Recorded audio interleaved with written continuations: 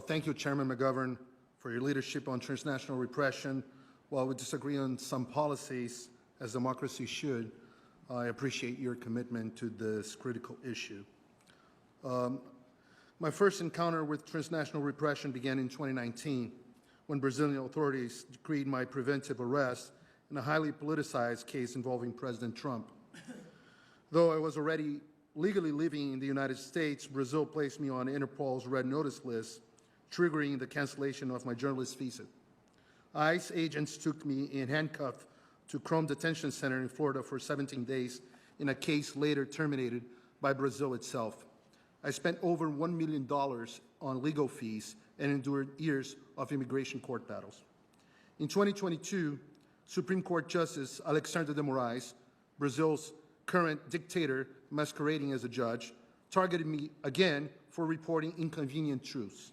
He froze all my Brazilian assets, blocked my social media, canceled my passport, and condemned me to exile. When legal channels proved insufficient, he used back channels to have the United States FBI call me, attempting to coerce my testimony. House Judiciary Committee Chair Jim Jordan questioned this unprecedented violation in a letter to the FBI Director Christopher Wray on May 21, 2024, a letter never answered. Today, Moraes publicly insults me from Brazil's highest court, calling me a pseudo-journalist and a fugitive, though I've lived openly in Florida for 10 years. He claims there is a secret arrest warrant against me, and I cannot defend myself because I have not been formally charged, and that I don't even know if I've been placed on Interpol's list again. My case is not isolated, but part of a systematic campaign. Journalist Alan dos Santos spent over 2 years on Interpol's red notice list before his lawyers proved the Brazilian government possessed no evidence and got his name removed. When the Biden administration denied his extradition, stating that his conduct wasn't criminal in the United States, leaked dialogues revealed Moraes' judicial advisors discussing the possibility of sending operatives to kidnap Alan from U.S. soil and clandestinely transport him to Brazil.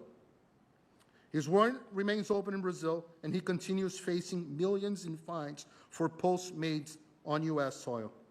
My colleague Rodrigo Constantino, an American citizen, faces similar persecution. Even award-winning journalist, American journalist Michael Schellenberger has been targeted by Moraes. Stop for a moment to contemplate the gravity of what I'm saying. We're witnessing a foreign government agent systematically persecuting American journalists and permanent residents for journalistic content published on American soil. But the persecution extends beyond journalists to democratic elected officials. Eduardo Bolsonaro, Brazil's most voted congressman and son of former President Bolsonaro, had a case opened against him by Moraes for denouncing Brazilian abuses to this very Congress. He lives here in exile now, fearing arrest upon his return. Just last month, yes, another congresswoman, Carla Zambelli, Brazil's most voted woman for Congress, had preemptive arrest decreed by Moraes. She was in the United States for medical treatment, but managed to reach Italy, where she holds Italian citizenship, before being placed on Interpol's red notice list. Sadly, 2 days later, the State Department canceled her U.S. visa. Another alarming case is that of Felipe Martins, former special advisor to President Bolsonaro. U.S. Customs and Border Protection systems falsely showed Martins had entered the United States when he was actually under surveillance in Brazil. This fabricated entry was used by Moraes to justify his 6 months imprisonment without charges. CBP later corrected the false record, but only after months of legal pressure. The case, currently in U.S. federal court, raises serious questions about potential clandestine collaboration between Brazilian authorities and elements within American law enforcement agents. Even humble citizens are unsafe. Just to give you one example, Brazilian-American housekeeper Flávia Magalhães had been arrested, decreed by Moraes, for social media posts critical of Brazil's electoral system made on American soil. Tech entrepreneurs like Chris Pavlovski, CEO of Rumble, and Elon Musk also fall victim to Moraes' systematic persecution. In fact, Moraes has attempted to transform tech companies, American tech companies, into unwitting instruments of his repression. An unknown number of Brazilians have their social media accounts blocked by his orders, including individuals residing on American territory. Tech giants like Meta, X, Google, and Rumble face threats of massive fines and executive imprisonment unless they share data about individuals on American soils with Moraes. Don't take my word for it. Similar conduct under Moraes' threats led Rumble to take the unprecedented step of suing Moraes on U.S. federal court in Florida. On February 25, 2025, U.S. federal judge Mary Scriven ruled that Moraes' orders were unenforceable in the United States and prohibited anyone from attempting to enforce them. Moraes' response was swift and vindictive.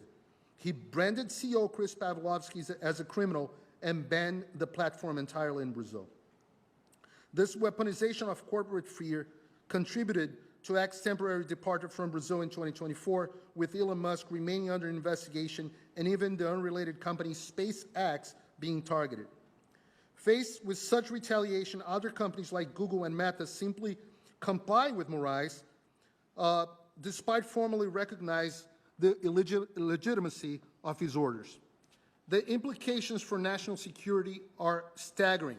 Imagine if any judge from any country in the world could order an American companies to provide data about individuals on American soil. The U.S. Department of Justice sent Brazil a warning letter dated May 7, 2025, lecturing Brazil authorities not to invade American jurisdiction. Let me reiterate my urgent warning to Congress, to this Congress last year. Without decisive American action, we'll have an enormous Venezuela on steroids in South America's heart. Since then, the situation has gotten significantly worse. The United States has powerful tools like the Global Magnitsky Act for human rights violations, such as freedom of expression, press, and due process.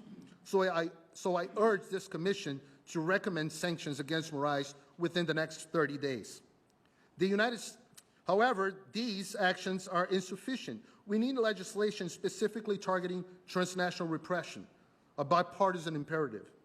This commission should also recommend that the government should also stop considering Interpol red notices for visas, pressure Interpol to adopt rigorous criteria for politically motivated cases, and create asylum exceptions for transnational repression victims. When foreign courts override First Amendment, when U.S. citizens are silenced on American speech, when our systems are manipulated against dissidents, we face an assault on American sovereignty and constitutional democracy itself. Thank you for your attention on this critical matter. I welcome your questions. Well, thank you.